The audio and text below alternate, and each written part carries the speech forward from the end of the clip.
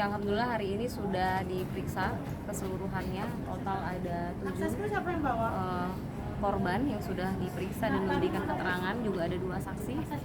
Ya, sudah selesai semuanya memberikan keterangan. Dalam waktu dekat pihak Polda PPA akan memanggil pihak terlapor untuk dimintakan keterangan juga atas apa yang disampaikan oleh para korban hari ini.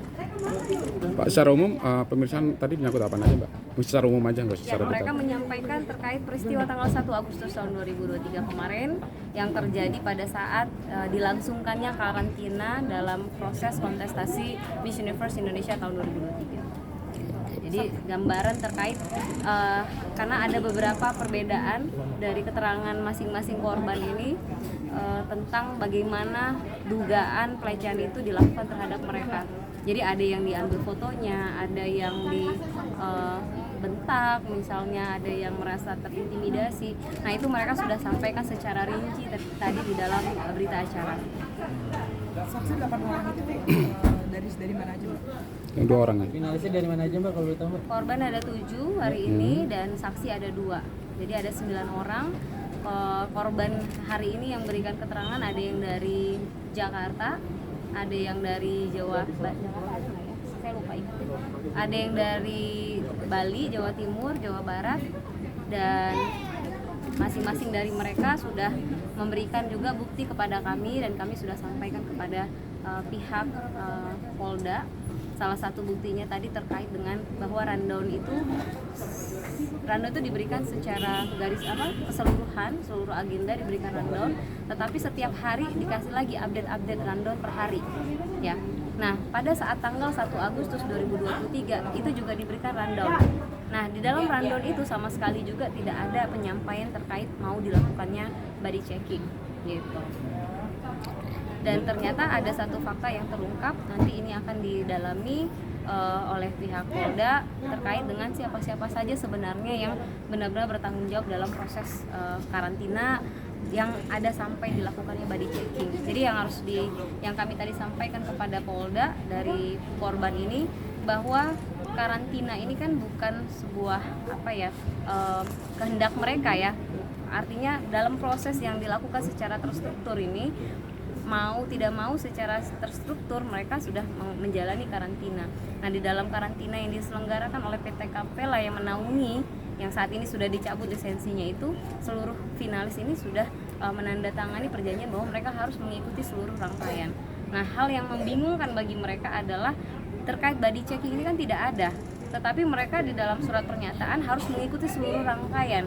Sementara orang-orang yang melakukan proses body check ini adalah orang-orang di perusahaan ini yang memang selama proses karantina berlangsung memang orang-orang ini yang menyelenggarakan seluruh rangkaian, sehingga ada kebingungan untuk mereka bagaimana menyikapi terkait body checking, sehingga baru setelah diselenggarakannya ajang ini pada saat tanggal 3 Agustus mereka kembali ke rumah, baru mereka berkomunikasi dengan keluarga, berkonsultasi dengan kami. Lazim nggak sih dilakukannya body checking seperti ini? Ternyata yang mereka rasakan bahwa mereka tidak nyaman, mereka tidak ada hal yang tidak bersesuaian dengan hati nurani mereka, itu ternyata benar di dalam hukum juga bertentangan, sehingga disampaikanlah dugaan-dugaan ini dalam pelaporan tadi. Mbak, dari pelaporan ini 7 ini mereka termasuk kekerasan pelecehan seksual? Iya, ada yang fisik dan non fisik, ada yang direkam. Dan artinya karena tidak satu orang, dugaan kami pasal 14 kan menggunakan rekaman, pasal 15 adanya pemberatan. Karena yang melaporkan sudah lebih dari satu, dugaan kami pasal 15 juga bisa dilakukan penggalian lebih dalam bahwa pasal 15 ini berulang, gitu, tidak satu kali. Dan di dalam relasi kuasa, di dalam perjanjian itu memang disampaikan bahwa mereka harus mengedepankan norma, nilai, dan undang-undang yang berlaku, hukum yang berlaku di Indonesia. Tetapi kenyataannya dari pihak penyelenggara seperti yang mereka sampaikan ini yang akan dikonfrontir dan digali lebih jauh oleh penyidik nanti. Apakah benar yang disampaikan mereka bersesuaian dengan fakta-fakta di lapangan, kesaksian orang-orang yang ada pada saat kejadian itu berlangsung. Tapi benar, Bu, salah satu finalisnya sempat menolak gitu ketika body checking melakukan lepas apa gitu.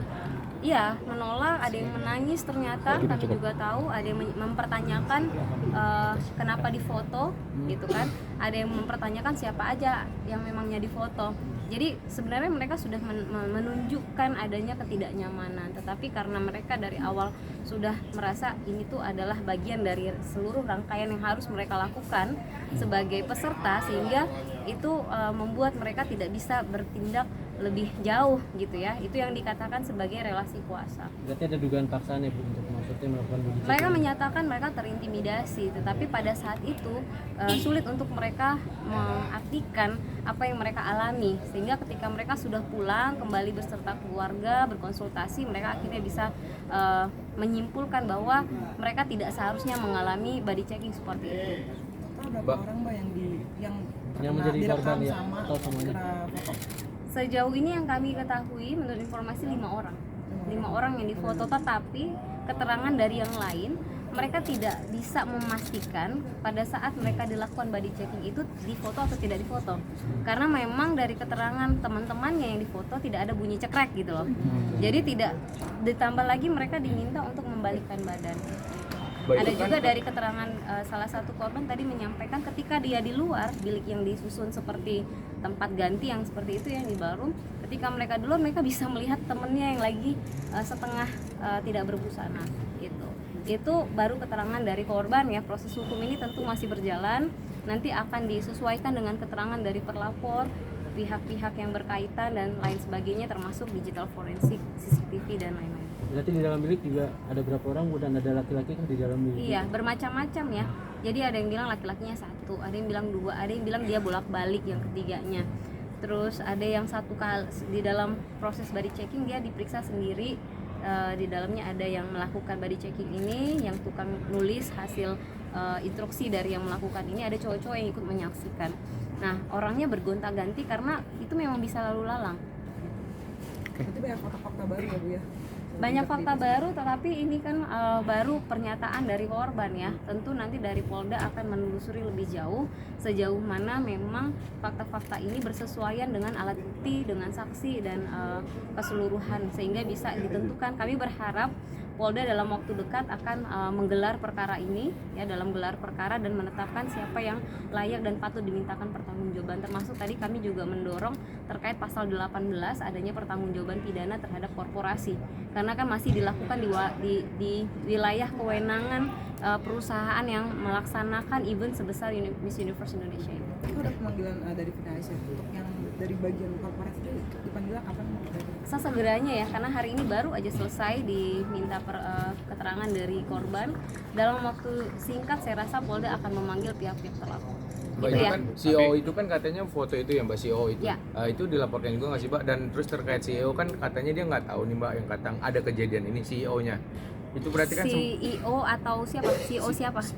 yang moto kan CEO itu ya. Ya. Nah, sementara ada statement juga dari CEO kalau misalkan katanya dia nggak tahu ada Oh, kejadian kita ini. mendengar juga berita dari mantan CEO katanya Iya. ya, dia tidak mengetahui. Tapi kalau kami lihat dari waktu ya, tempusnya, dari keterangan yang kami dengar CEO itu memang sudah tidak menjabat per tanggal 30. Jadi kemungkinan besar memang dia tidak diberitahukan. Nah, siapa pihak yang diberitahukan terkait dengan body checking? Tadi dalam proses itu kami juga melihat ada orang lain dari petinggi perusahaan itu yang memang bolak-balik di situ gitu. Dan dia sampai saat ini masih menjabat. Jadi saya rasa ini nanti akan ditelusuri lebih komprehensif oleh Polda. Kalau Tapi CEO dari itu korban dilaporkan, itu sendiri siapa sih yang diketahui sebagai inisiatornya? Inisiator terkait Inisiator apa? yang memotret-motret badan itu? Itu CEO. Korban itu? Itu CEO. CEO-nya langsung. Ikut dilaporkan nggak Mbak CEO itu? Tentu Mbak? itu kita pasti laporkan. Nanti akan ditelusuri oleh Polda bagaimana peranan dia, benarkah semua yang disampaikan oleh korban ini benar-benar bersesuaian gitu. Itu inisialnya Itu apa, ya. Mbak? Inisial CEO-nya tuh? CEO-nya boleh ditanyakan langsung sama pihak Polda ataupun dari perusahaan Itu ya. perempuan ya Mbak? Perempuan. Oke, sip. Ya, terima kasih.